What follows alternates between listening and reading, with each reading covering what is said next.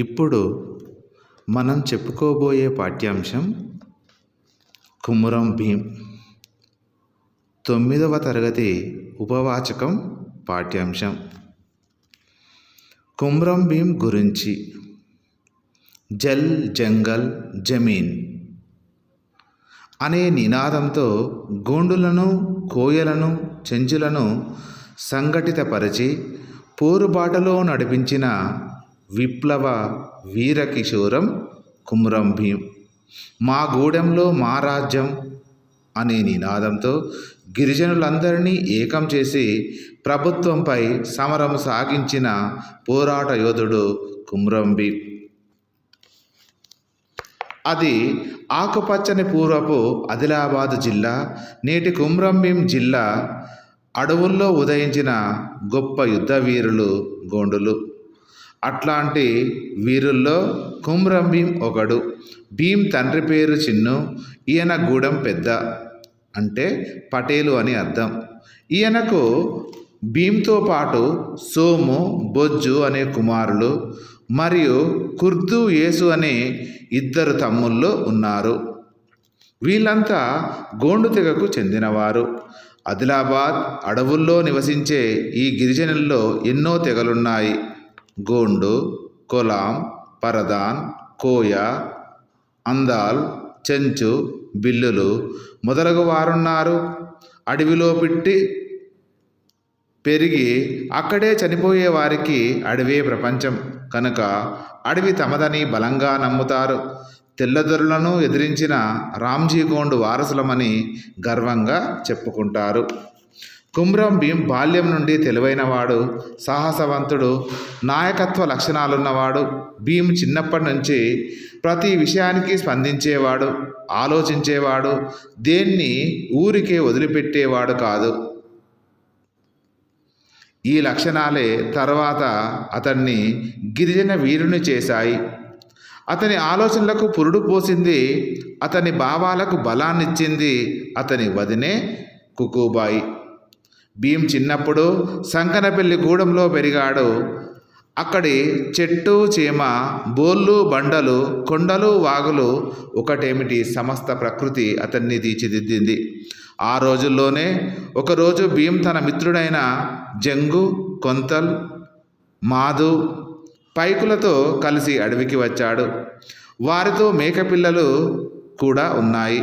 పైకు దగ్గరలో ఉన్న నారేప చెట్టు ఎక్కాడు. ఒక కొమ్మ మీద కూర్చొని పాటలు పాడుకుంటూ సన్న సన్న మండలు నరికి మేకలకు వేస్తున్నాడు. భీం కథ చెప్తున్నాడు చెట్టు కింద కూర్చొని. తొందరగా దిగో, వాళ్ళు చూసినారంటే చాలా కష్టం అన్నాడు జంగు.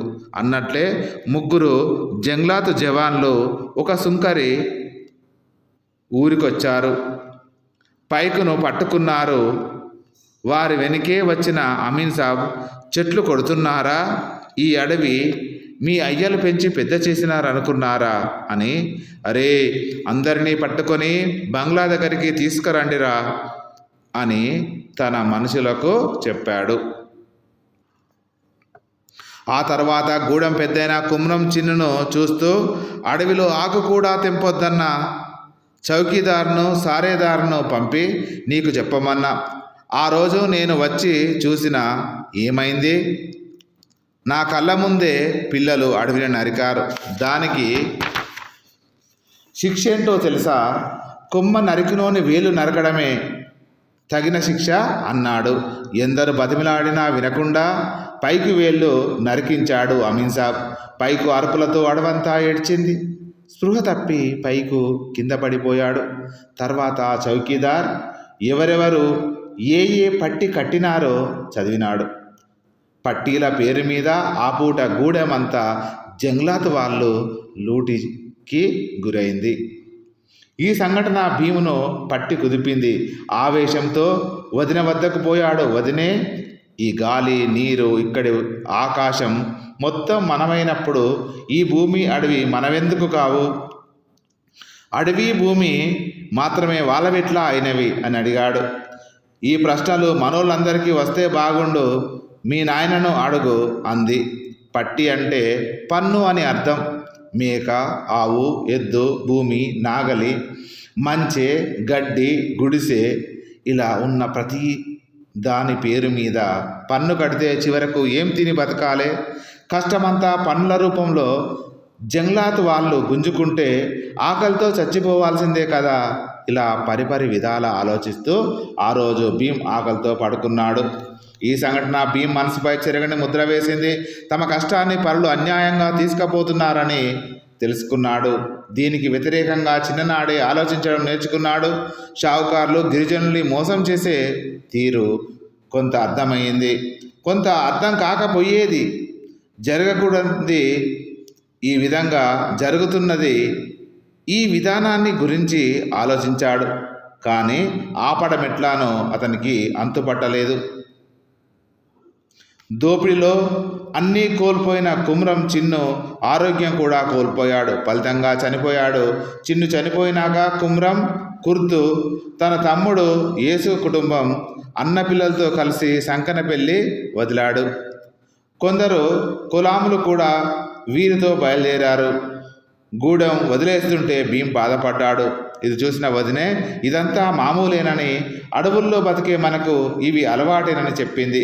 వాళ్ళు జనగామ, ధనోరా దాటి సుర్దాపూర్ చేరుకున్నారు. మైదాన ప్రదేశం చూసి బండ్లు ఆపి పక్కన ఉన్న పెద్దవాగు ఒడ్డుకు గుడిసెలు వేసుకున్నారు. చెట్లు తుప్పలు నరికి రాళ్ళు రప్పలు ఏరిపారేశారు. ముండ్ల కంపలు కాల్చారు. సమిష్టిగా పనిచేసి తర్వాత భూమి సమానంగా పంచుకున్నారు. వారి కష్టఫలితంగా జొన్న చేన్లు ఏపుగా ఎదిగాయి. చేను చూసి మురిసిపోయారు. కడుపు నిండా 6 నెలల పాటు తిండి దొరుకుతుందని అనుకున్నారు. ఆ విధంగా అనుకుంటున్న సందర్భంలో వాళ్ళ వద్దకు 12 మంది కొత్త వాళ్ళు వచ్చారు. వచ్చిన వారిలో సిద్దిక్ అనేవాడు, ఈ ప్రాంతం అంతా నాది, నన్ను అడగకుండా ఎందుకు దున్నినారు అని అడిగాడు. వాళ్ళిద్దరి మధ్య తీవ్ర స్థాయిలో వాగ్వివాదం జరిగింది. ఇట్లా జరిగిన మాటల యుద్ధం కొద్దిసేపట్లోనే కట్టెలతో కొట్లాట వరకు వచ్చింది. ఆ ప్రాంతం అంతా రక్తసిక్తమైంది. భీమ్ కొట్టిన దెబ్బలకు సిద్దిక్ చనిపోయాడు. చనిపోగానే అతనితో వచ్చిన వాళ్ళు పారిపోయారు. వెంటనే వదిన వచ్చి భీమ్ ఇక్కడి నుండి వెళ్ళిపో అని చెప్పింది. అట్లా భీమ్ తన వారి నుండి వేరైపోయాడు. అట్లా వెళ్ళిన భీమ్ తిరిగి సంకెనపల్లి చేరుకున్నాడు. తన మిత్రుడైన కొండలను కలిసి సుర్దాపూర్లో జరిగిన గొడవ గురించి, సిద్దిక్ చావు గురించి చెప్పాడు. ఆ సమయంలోనే సిద్దిక్కు ఈ భూములు ఎవరిచ్చారు, అవి అతని సొంతమెట్లా అయినాయి, పట్టా అంటే ఏమిటి, గోండోలకు పట్టాలు ఎందుకు ఇవ్వరు, నైజాం అంటే ఏంది, సర్కార్ అంటే ఎవరు, మేం దున్నినప్పుడు రాను సిద్దిక్ తర్వాత ఎందుకు వచ్చాడు, సిద్దిక్ది తప్పు కానప్పుడు నాది మాత్రమే తప్పు ఎందుకు అవుతుంది. తన గూడంతా ప్రశ్న రూపంలో కొండల ముందు పరిచాడు. అట్లా రాత్రి గడిచింది. ఎట్లా తెలిసిందో కానీ గొడవంతా తెల్లారేసరికి గూడెమంతా పాకింది. ఇక అక్కడ ఉండలేక వెళ్ళిపోతానన్న భీమ్తో తాను వస్తానని కొండల్ బయలుదేరాడు. జరిగిన విషయాన్ని తెలిసి తనకున్న ప్రశ్నలకు జవాబులు పొందాలనే ఆలోచనతో ముకాసి వద్దకు బయలుదేరాడు. మనందరికీ పెద్ద ముకాసి బారిలొద్ది అనే చోట ఉంటాడని తన తండ్రి చెప్పగా విన్నాడు కనుక అతన్ని కలవటానికి పోయాడు. వీళ్ళు వెళ్ళేసరికి ముకాసి ఇంట్లోనే ఉన్నాడు. భీమ్ కొండలు వెళ్ళి రామ్ రామ్ చెప్పారు. రామ్ రామ్, రండి కూర్చోండి అంటూ పరిచయాలు చేసుకున్నాడు ముకాసి. జంతువుల కన్నా హీనంగా ఉన్న తమ బతుకుల గురించి, తమను జంగ్లాత్ వాళ్ళు షావుకారులు ఎట్లా హింసిస్తున్నారో తెలిపాడు. మేం అడవిలో పరాయి వాళ్ళం, తీరుగా బతుకుతున్నాం. మేం భూమి సాగు చేస్తే ఫలితాన్ని ఎవడో వచ్చి పట్టకపోతాడు. మాతో పాటు పెరిగిన చెట్లు ఆకులు కొమ్మలు తెంపినా విరిచినా మా చేతులు నరుకుతున్నారు. మేమెట్లా బతకాలనో తెలుస్తలేదు. జంగ్లాతోళ్లకు షావుకార్లకు బుద్ధి చెప్పడానికి అన్ని గూడాల జనాలను ఒక్కటి చేస్తాం. మీ మద్దతు కావాలి. బ్రిటిష్ వాళ్లకు రామ్జీ గోండ్ బుద్ధి చెప్పినట్లు మనం కూడా వీళ్లకు బుద్ధి చెప్పాలి అని ఉద్రేకంగా భీమ్ అన్నాడు. భీమ్, ఇప్పటికే నువ్వు సర్కారు దృష్టిలో ఉన్నావు. ఇట్లాంటి హింసా పద్ధతులు వద్దు, తొందరపడకు. సర్కారుకు జంగల్ మీద లాభాలు కావాలి కనుక జంగ్లాతోళ్ళు మిమ్మల్ని హింసిస్తున్నారు. రామ్జీ గౌండ్ తీరుగా కొట్లాట మనతో కాదు, నా వల్ల మాత్రం కాదు, మెల్లగా అన్నాడు ముకాసి. ఇక మాట్లాడి లాభం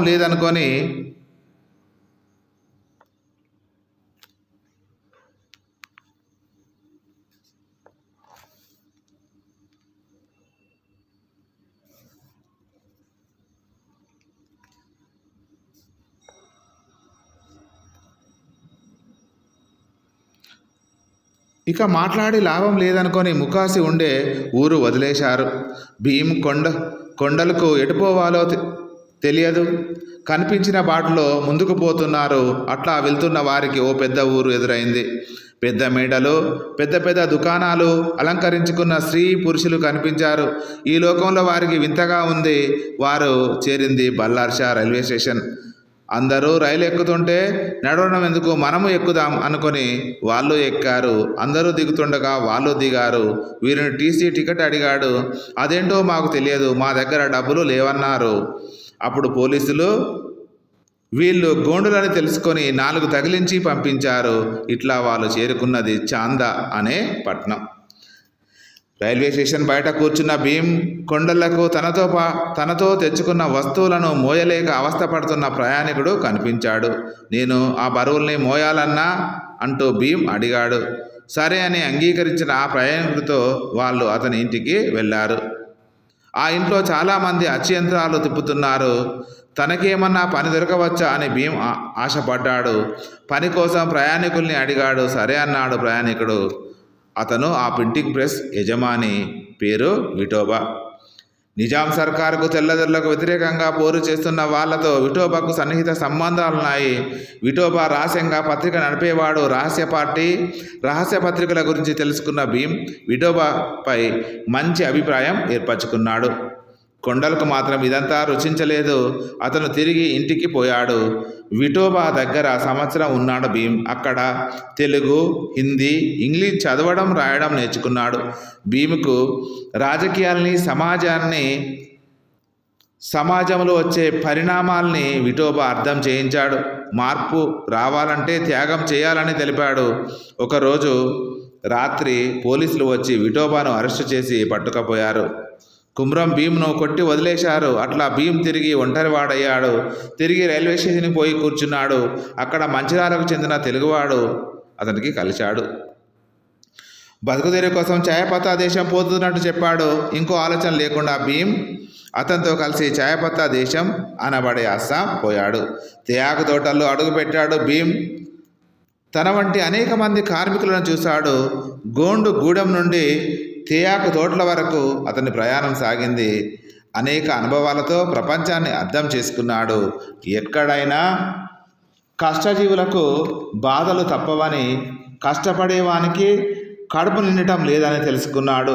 రోజు కూలి పద్ధతిన వంచిన నడం ఎత్తకుండా పనిచేశాడు. నుదుటి చెమట తుడుచుకొను లేచే కార్మికులను మేస్త్రీలు కొరడాలతో కొట్టేవాళ్ళు. చేసిన కష్టం మందులకు పోతే తినడానికి కష్టపడేవారు. యజమానులకు దయాగుణం ఉండేది కాదు. ఇవన్నీ చూస్తున్న భీముకు అసంతృప్తి రాజుకుంది. అక్కడ 4 సంవత్సరాల నాడు ఆ సమయంలోనే భీముకు మన్యం ప్రాంతం నుండి వచ్చిన తెలుగువానితో పరిచయం అయింది. అతని ద్వారా మన్యం ప్రాంతం గురించి, మన్యం వీరుడు అల్లూరి సీతారామరాజు గురించి తెలుసుకున్నాడు. బ్రిటిష్ వాళ్ళు అక్కడి ప్రజల్ని పెట్టిన యాతనల గురించి విన్నాడు. మన్యం ప్రాంత ప్రజల్ని సీతారామరాజు ఏ విధంగా సమీకరించాడో అవగాహన చేసుకున్నాడు. రామరాజు పోరాట రీతుల్ని ఆకలింపు చేసుకున్నాడు. యువకులను యుద్ధ రీతుల్ని ఎట్లా నేర్పాడో తెలుసుకున్నాడు. అడవిపై మాకు తప్ప ఎవరికి అధికారం లేదని గిరిజనులతో చెప్పించిన రామరాజు గొప్పతనాన్ని అర్థం చేసుకున్నాడు. యుద్ధ సమయంలో సమాచారాన్ని చేరవేసే విధానాన్ని వంట పట్టించుకున్నాడు. యుద్ధ మెలకువల్ని గ్రహించాడు. ఇప్పుడు భీమ్ ఒక ఎక్కుపెట్టిన బాణం పోరుబాటులో నడవడానికి సమాయత్తమైన పోరాట వీరుడు. ఈ సమయంలోనూ తేయాకు తోటల్లో అన్యాయంగా 2 కార్మికులు కొడుతున్న మేస్త్రులను అడ్డు తగిలాడు. మేస్త్రులు భీం మీదికి కొరడా లేపారు. సహించని భీం వాడిని చితకబాదాడు. ఇది తెలుసుకున్న యజమాని పోలీసులతో చెప్పి భీంతో సహా మరికొందరిని జైల్లో వేయించాడు. 4 రోజుల తర్వాత జైల్లోని ఇనుప చువ్వలు వంచి తప్పించుకున్నాడు భీం. నేరుగా వచ్చి కదులుతున్న రైలు ఎక్కాడు. అది అతన్ని బల్లార్షా చేర్చింది. అక్కడే కొన్ని రోజులు మూటలు మోసి బతికాడు. అక్కడ ఉండలేక బల్లార్షా వదిలి రాజోరా మీదుగా అడవి బాట పట్టాడు. దారిలో తన అన్నలు కాకన్ఘాట్లో ఉంటున్నారని తెలుసుకున్నాడు. సాయంత్రం వరకు తన అన్నలగూడెం చేరుకున్నారు. తమ గుడిసె ముందు పోయేసరికి వదిన కూకుబాయి కూర్చొనుంది. భీమును చూసి కండ్ల నీళ్లు పెట్టుకుంది. కొడుకు వచ్చిండని తెలుసుకున్న తల్లి భీమును పట్టుకొని ఏడ్చింది. ఆమె అనారోగ్యంతో చావుకు దగ్గరగా ఉంది. వదినే తన 2 కొడుకులు పాపకు చిన్నాన్నను పరిచయం చేసింది. వాళ్ళు భీం ఒడిలో దూరారు. రాత్రి అంబలి తాగినాక తమ్ముని వివరాలు అడిగి తెలుసుకొని అన్నలిద్దరూ ఆశ్చర్యపోయారు. కుర్దు ఎస్ కొండల్ల గురించి భీం అడిగాడు. మిత్రులందరి గురించి అడిగి తెలుసుకున్నాడు. దేవడం పెద్ద లచ్చు పటేల్ అతని దగ్గర భీం జీతానికి కుదిరాడు. అతని పంట పొలాల్లో మార్పు తెచ్చాడు. పత్తి, మిరప లాంటి వ్యాపార పంటలను వేశాడు. మొత్తానికి భీం తెలివిపరుడని, వ్యవహార దక్షుడని అందరితో అనిపించుకున్నాడు. లచ్చు పటేల్ భూముల వ్యవహారాలను ముందు నుంచి చూసే అంబటి రావుకు సోంబాయ్ అనే కూతురుంది. ఆమెను భీముకిచ్చి పెళ్లి చేస్తే బాగుంటుందని లచ్చు పటేల్ నిశ్చయించాడు. ఆ విధంగా కుమ్రం భీం సోంబాయిల పెళ్లి దేవడంలో లచ్చు పటేల్ ఆధ్వర్యంలో జరిగింది. ఆ రోజుల్లో కుమ్రం భీం వార్తల్లో వ్యక్తి అయినాడు. అతని పట్ల ఆకర్షణ పెంచుకున్న పైకుబాయ్ అనే యువతి కోరి అతన్ని పెళ్లాడింది. భీం కాకన్ఘాట్లో కాపురం పెట్టాడు. కుర్దు తన తమ్ముడు యేసు దగ్గరికి ధనోరాకు వచ్చాడు. అతనికి అడవిని నరికి భూమి సాగు చేసుకోవాలనే ఆలోచన వచ్చింది. అన్ని ప్రదేశాలు తిరిగి చూశాడు. బాబేజరి లొద్ది అంచున సాగుభూమి ఉంది. తానొక్కడే కాకుండా చాలామందిని ఏకం చేశాడు. బాబేజరి గుట్టలు గొడ్డళ్ళ చప్పులతో ప్రతిధ్వనించాయి. అడవులు నరికి పంట భూములుగా మార్చారు. బాజేబరి, చల్బండి, గోగిన్ మోవడం, టోయ్కాన్ మోవడం, భీమన్ గొంది, కల్లేగాం, మురికిలొంక, అంకుసాపూర్, నర్సాపూర్, దెమ్డిగూడ, జోడన్ఘాట్, పట్నాపూర్ మొదలగు 12 గూడాలను పొందించారు. పందిళ్ళు, గుళ్ళు, మంచలు, జెండాలు అన్నీ సమకూర్చుకున్నారు. కొత్త ఊర్లు వెలిశాయి. కొత్త బతుకులు మొదలయ్యాయి. వారం రోజుల్లోనే బాబేజరిలో గోండులు, కొలాములు 12 గ్రామాలను రూపొందించారు. ఆ వార్త దావనంలా తీరున పాకింది. జంగ్లాత్ వాళ్ళు దాడి చేశారు. గూడాలన్నింటినీ బూడిద చేశారు. అందరి మీద కేసులు పెట్టారు. గ్రామస్తులంతా బాధపడుతుంటే కుర్దు ధైర్యం చెప్తూ మా తమ్ముడు భీముని ఇక్కడకు తెచ్చుకుందాం, వాడు అన్నీ చూసుకుంటాడు అని ధైర్యం చెప్పాడు. విషయాలను తెలుసుకున్న భీం బాబేజరి వైపు వచ్చి టోయ్కాన్ అనే గూడెంలో దిగాడు. 10 రోజుల్లో ప్రతి గూడెం తిరిగాడు. విషయం అర్థమైంది. ఏం చేయాలన్నదే ప్రశ్నగా మిగిలింది. భర్త అవస్థను గమనించిన పైకుబాయ్ భూమి కేసుల గురించి వకీల్ని పెట్టుకోమని సలహా ఇచ్చింది. పైకుబాయ్ చెప్పింది నిజమనిపించింది. కేసుకు సంబంధించిన రాతపూతలు చూసుకునే వ్యక్తి పేరు మహదు. అతనితో కలిసి భీం జనగామలో ఉన్న పైకాజీ రామచంద్రారావు వకీల్ను కలిశాడు. తన పూర్వీకుల నుండి ఇప్పటి వరకు మేం భూమిని నమ్మి బతుకుతున్నామని, ఇటీవలి కాలంలో బాధలు ఎక్కువయ్యాయని, ఎక్కడికి పోయినా వెళ్ళగొడుతున్నారని, అసలు మా హక్కులను ఎందుకు లాక్కుంటున్నారని భీం ఆవేదనతో వకీల్ను అడిగాడు. భీం ప్రశ్నకు పైకాజీ ఈ విధంగా జవాబిచ్చాడు. భీం, ఈ భూములన్నీ మీవే, ఈ రాజ్యానికి రాజులు మీరే. అదంతా 1918 సంవత్సరానికి ముందు మాట. అప్పుడు సర్కారు అడవి వైపు చూడలేదు, అడవిపై హక్కును కోరలేదు. 1918లో తహసీలు ఆఫీసు ఉట్నూరు వచ్చింది. అది తెలిసి మైదాన ప్రాంతాల నాగరికులు కొండ కోణంలోకి వచ్చారు. సర్కారుతో ఏదో విధంగా సంబంధం పెట్టుకున్నారు. దానివల్ల పట్టాలు వాళ్లకు దక్కాయి. భూమి మీద మీకున్న హక్కు పోయింది. ఇప్పుడు చట్టం వాళ్ళను కాపాడుతుందని చెప్పాడు.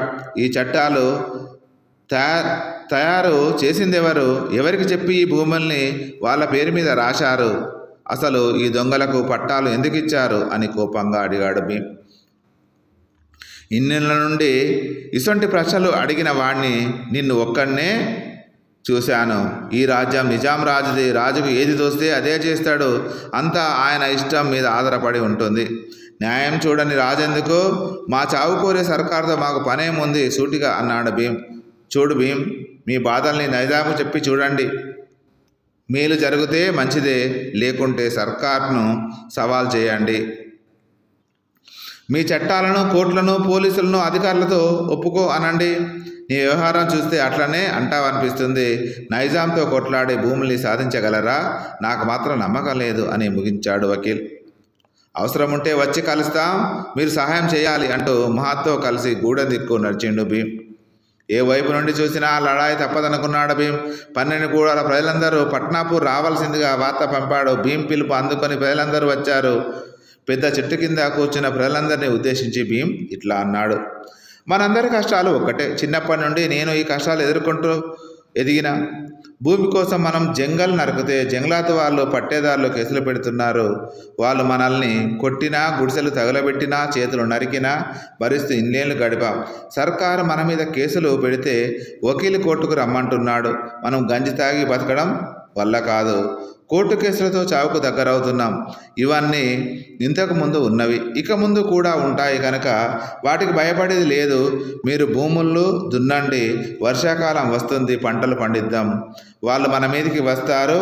అడవి జంతువులను తరిమినట్టు వాళ్ళను కూడా తరుముదాం. వాళ్ళతో యుద్ధం చేసి హక్కులు సాధించుకోవాలి, భూములు దక్కించుకోవాలి. మీకు ఇట్లా చేయడం ఇష్టమేనా అడిగాడు భీమ్. ఆకలితో చచ్చే కన్నా పోరాటం చేసి చేద్దాం అన్నారు కొందరు. సరే అన్నారు మరికొందరు. భీము తలుచుకుంటే ఏదైనా సాధించగలడు అన్నారు ఇంకొందరు. అనుకున్నట్లుగానే గోండ్లు ఆ సంవత్సరం అడవిని నరికి పంటలు పండించారు. విషయం తెలుసుకున్న జంగలాత్ వాళ్ళు బాజాజరీపై విరుచుకుపడ్డారు. జంగల్ నరికిన చోటుకు పదండి, మేం పంచనామా చేయాలి అన్నాడు అమీన్ సాబ్. వద్దంటే అడవిని నరుకుతున్నారని కోపంతో బూత తిట్టడం మొదలుపెట్టాడు అమీన్ సాబ్. మా అడవి మా ఇష్టం, ఏమైనా చేసుకుంటా. మీకు లంచాల కింద కోళ్ళు గొర్రెలు ఇక ముందు ఇయ్యం. చాటుగా ఎత్తుకొని పోయి దొంగలు కాకండి అన్నాడు భీమ్. మమ్మల్ని దొంగలంటావా అని అమీన్ సాబ్ భీమును కొట్టాడు. అమీన్తో వచ్చిన వాళ్ళు గోండులు కట్టెలతో కొట్టడం మొదలుపెట్టారు. రఘు తుడుం మోగించాడు. అది విన్న గోండులు కులాములు ఉరికి వచ్చి జంగలాత్ వాళ్ళను ఎదుర్కొన్నారు. ఆ స్థలం యుద్ధరంగమైంది. దీన్ని గమనించిన ఒక జగీర్దార్ తుపాకీ పేల్చాడు. అది భీమ్ భుజం నుండి దూసుకుపోయింది. గోండులు వచ్చిన వాళ్ళందరూ విపరీతంగా కొట్టారు. దెబ్బలకు నిలవలేక అమీన్తో పాటు అందరూ జనగామ దిక్కు పరుగందుకున్నారు. కొన్ని రోజుల తర్వాత కుర్దు అతని కొడుకులు పోలీసులు అరెస్టు చేశారు. లచ్చపటేల్కు చెప్పి వాళ్ళను జమీను మీద విడుదల చేయించాడు కుమ్రం భీమ్. పరిస్థితి చేయి దాటిందనుకున్న జంగలాత్, అమీన్ సాబ్, గిద్దావారు ఇద్దరు కలిసి వెంటనే తహసీల్దార్ అబ్దుల్ సత్తార్ను కలిశారు. బాబేజరీ సంగతి పూసగుచ్చినట్టు తెలిపారు. ఏకుతీరు ఉన్న గోండులు మేకుతీరుగా అయ్యారని, అమాయకులను ఉన్న వాళ్ళు పోరాట వీరులైనారని, ఇంకా చూసుకుంటూ పోతే చాలా ప్రమాదం అని తెలిపారు. తహసీల్దార్ వెంటనే డిఎస్పీతో మాట్లాడి గోండులను అరెస్టు చేయమన్నాడు. గోండులతో జరుగుతున్న విషయాల్ని విపులీకరిస్తూ హైదరాబాద్ హోమ్ సెక్రటరీకి తెలిపాడు. బాబేజరీలో జంగలాత్ వాళ్ళ మీద దాడి చేశారని, అడవి నరికారని డిఎస్పీ కేసులు పెట్టాడు. కుమ్రం భీమును మొదటి ముద్దాయిగా పెట్టి మహదూర్, రఘు, జంగు, కుర్దు, యేసు మొదలగు వాళ్ళ పేర్లను తర్వాత పెట్టాడు. వీళ్లను అరెస్టు చేయడం ఎట్లా అని డిఎస్పీ ఆలోచించాడు. డిఎస్పీ ఆలోచనలు ఇట్లా ఉంటే కుర్దు ఆలోచనలు మరో రకంగా సాగుతున్నవి. జీవితమంతా కొట్లాటలు, కేసులతో నిండిపోయింది. కేసులైతే రోజురోజుకు పెరుగుతున్నాయి. ఇట్లా కేసులు పెట్టి హింసించే జంగలాత్ వాళ్ళ విషయం సర్కారుకు తెలుసో లేదో హైదరాబాదుకు పోయి తమ కష్టాలను, దుఃఖాన్ని నైజాం నవాబుతో చెప్పుకుంటే దళితరుస్తాడని అనుకున్నారు. ఆ మాటే భీమ్తో చెప్పాడు.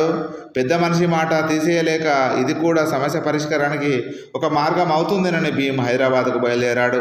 తమ సమస్యలు ఏకరూపెడుతూ ఒక లేఖను నిజాంకు ఇయ్యాలని రాసుకున్నాడు. హైదరాబాద్ వెళ్ళిన కుమ్రం భీమ్కు నిజాం ప్రభు దర్శనం లభించలేదు. భీమ్తో పాటు వచ్చిన మహదూర్ నిజాం దర్శనం కోసం అధికారులను పదే పదే బతిమలాడాడు. కానీ వాళ్ళు వినిపించుకోలేదు. ఇక కలవటం సాధ్యం కాదనిపించింది. భీమ్ వెనక్కి తిరిగాడు. హైదరాబాద్ పోయి వచ్చేలేపు గూడాల మీద పోలీసులు దాడి చేశారు. పోలీసులకు జోడెన్ ఘాట్ గ్రామ పెద్ద కుర్దు పటేల్, కుమ్రం భీం చిన్నాయన కాదు, సహకరించాడు. ఊర్లన్నీ కుక్కలు చింపిన విస్తర్లైనాయి. కుమ్రం, కుర్దు, యేసు సూర్యులకి విపరీతంగా దెబ్బలు తాకాయి. వారిని అరెస్టు చేశారు. విషయం తెలిసిన భీం వెంటనే జుడన్ఘాట్ పోయాడు. అందరితో కలిసి ఒక సమావేశం ఏర్పాటు చేశారు. మేము హైదరాబాద్ వెళ్ళాం, నిజాం రాజును కలవలేకపోయాం. ఇక్కడేమో పోలీసులు పదే పదే మన మీద దాడులకు తెగబడుతున్నారు. వాళ్ళు మనల్ని బతకనియరు, కానీ మనం బతకాలి. ఈ భూమి అడవి మనవి. సర్కారు ఈ భూమి మనది కాదంటుంది. అది భూమిని వదిలిపెట్టదు. పోలీసులతో గూడాలను కాలబెడుతుంది. ఆ మంటల్లో పడి చనిపోదామా, ఏం చేద్దాం అని అడిగాడు. భూమి లేక చచ్చే కంటే కొట్లాడి సద్దాం భీం అన్నాయి అక్కడున్న కంఠాలన్నీ. అక్కడ 12 గూడాల పెద్దలున్నారు, ప్రజలున్నారు. వాళ్ళందరితో కలిసి భవిష్యత్తు కార్యక్రమాన్ని రూపొందించాడు. ముందు అరెస్ట్ అయిన కుర్దు తదితరులందరినీ విడిపించాలి. జుడన్ఘాట్ కేంద్రంగా ఉండాలి. తిండి, ఆయుధాలు, ఖర్చు అన్ని గూడాలు భరించాలి. తుడుం యుద్ధ సంకేతంగా ఉపయోగించాలి. గొడ్డళ్ళు, ఈటలు, బాణాలు, వడిసెలు, తుపాకులు తయారు చేయాలి. జుడన్ఘాట్లో సైన్యం ఉంటుంది. గ్రామాల్లో రక్షక దళాలు ఉంటాయి. కేసులకు హాజరు కామని సర్కారుకు వార్త పంపాలి. సర్కారు భూములను మనకు ఇచ్చే వరకు పోరాటం జరుగుతుందని ప్రకటించాలి. గోండు రాజ్య స్థాపనే ముఖ్య లక్ష్యం. అందుకే అందరూ రహస్యంగా పనిచేయాలి అని ప్రతినిధులందరూ నిర్ణయించుకున్నారు.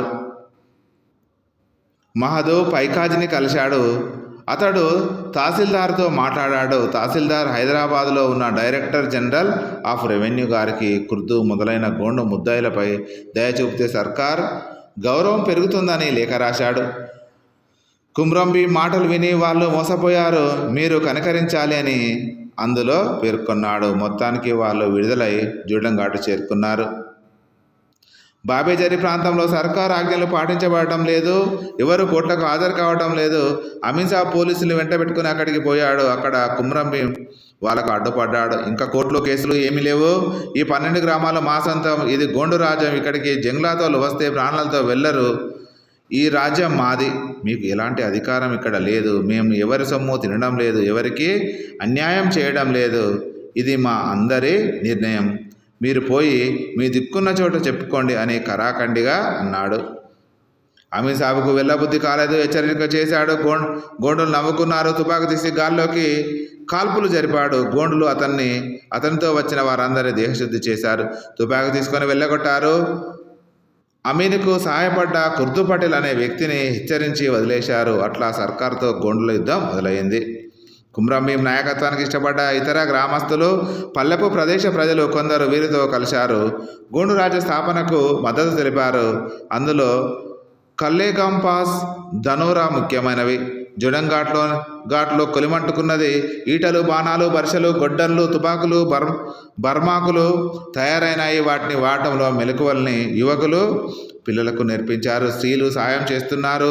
పైకిబాయి ముందుండి పనులు చూస్తున్నది. ఒకనాడు ఉదయం జుడన్ఘాట్ మీద తుడుం మోగింది. యుద్ధం మొదలైంది. ప్రతి ఊరు, ప్రతి మనిషి కుమ్రం భీంకు రగల్ జెండాకు జై జై అని నినదించారు. ఇదే సమయంలో కుమ్రం సూరు ఉరికొచ్చి నైజాం సైనికులు వస్తున్నారని చెప్పాడు. వెంటనే భీం బందూకు ఎత్తాడు. తుణుం మోగింది. కొమ్ములు ఊదారు. నైజాం సైన్యంతో ఒక్కొక్కరిని కొండ ఎక్కనీయవద్దు, బాణాలు ఎక్కుపెట్టండి, ఈటలు గురి చూసి విసిరండి, సైనికుల్ని 3 దిక్కులా చుట్టి కత్తులతో నరకండి. ఈ భూమి అడవి మనవి, శత్రువుల అంతు చూడండి అని భీం సైన్యాన్ని పురిగొల్పాడు. స్త్రీ పురుష భేదం లేకుండా యుద్ధరంగం సందడితో నిండింది. పైకుబాయి వీరవనిత తీరుగా వీర విహారం చేసింది. 2 వైపుల నుండి తుపాకుల శబ్దం, చావుకేకలు. నిజాం సైనికుడు ఒక్కడు కూడా కొండ ఎక్కే ప్రయత్నం చేయలేకపోయారు. ఎక్కినవాడు కూలిపోయాడు. అన్ని దిక్కుల నైజాం సైన్యాన్ని ఎదుర్కొన్న భీం బలగం వారిని ఊపిరాడనీయలేదు. తప్పని పరిస్థితుల్లో వాళ్ళ కెప్టెన్ బాగో అని అరిచాడు. నిజాం సైనికులు పారిపోవడంతో భీం వైపు తుడుం మోగింది. తుడుం మోత భీం విజయసూచికగా ప్రపంచానికి చేరింది. గోండు వీళ్ళ విజయం తెలిసిన తహసీల్దార్ కోపంతో ఊగిపోయాడు. స్వయంగా వరంగల్కు పోయి సుబేదార్ అనే ఉన్నత అధికారులతో మాట్లాడాడు. అట్లానే జనగామలో ఉన్న డిఎస్పితో మాట్లాడి ఇది భూమి సమస్య, గోండులో కలిసి చర్చించి పరిష్కరించాలని చెప్పాడు. కానీ నిజాం సైన్యం గోండులతో పోరాడి కొండ వాళ్ళందరినీ చంపేయాలనే నిర్ణయానికి వచ్చింది. సైన్యం తన ఎత్తుగళ్లతో భాగంగా కొండ కింద ఉన్న ప్రజల మీద దాడి చేసింది. ప్రజల్ని కొట్టడం, చంపడం, తగలబెట్టడం చేశారు. దాంతో ప్రజలు పోయి భీం సైన్యంలో చేరారు. ఇట్లా కొన్ని నెలలు గడిచేసరికి కొండ మీద గోండు వీళ్లకు తిండికి కరువు వచ్చింది. భీముకు చెందిన రహస్య దళాలు గ్రామాల్లోకి పోయి ధాన్యం తెచ్చుకున్నాయి. యుద్ధం ఇట్లా సాగుతున్న దశలో భీం సర్కారుకు మహత్తో లేఖ రాయించాడు. 12 గ్రామాలకు గోండు రాజు అధికారం ఇస్తే నైజాంకు విధేయులమై ఉంటాం అనేది లేఖలోని విషయం.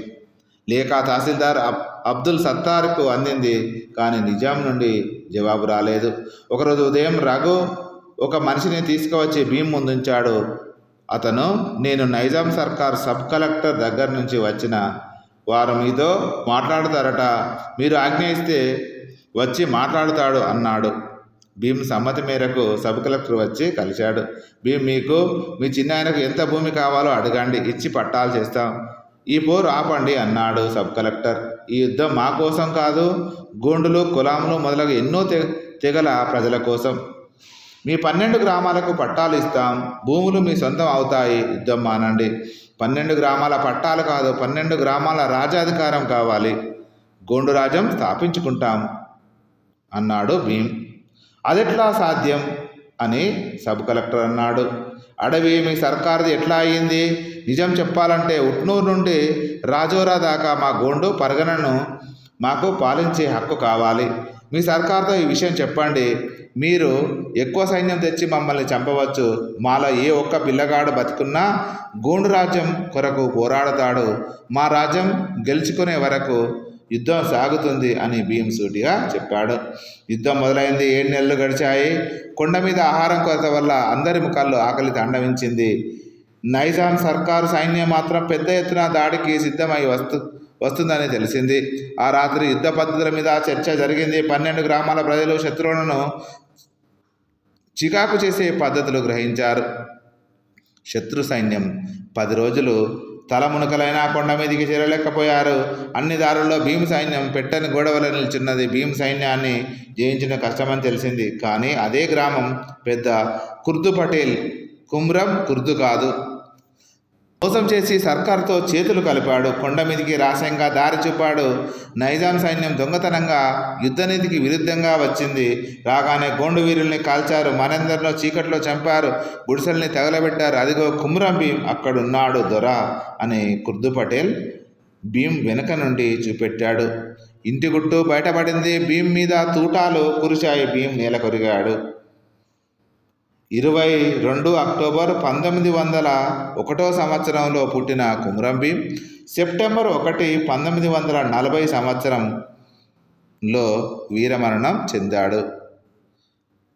ఆదివాసీ ప్రజల కొరకు, భూమి కోసం, భుక్తి కోసం నాటి నైజాం పరిపాలన నుంచి ఆదివాసుల విముక్తి కోసం పోరాడి వీరమరణం పొందిన గోండు వీరుడు, గోండు రాజ్య అస్తిత్వం కోసం పరితపించిన అమరజీవి కుమ్రం భీం తెలంగాణ చరిత్రలో నిలిచిన ఆణిముత్యం.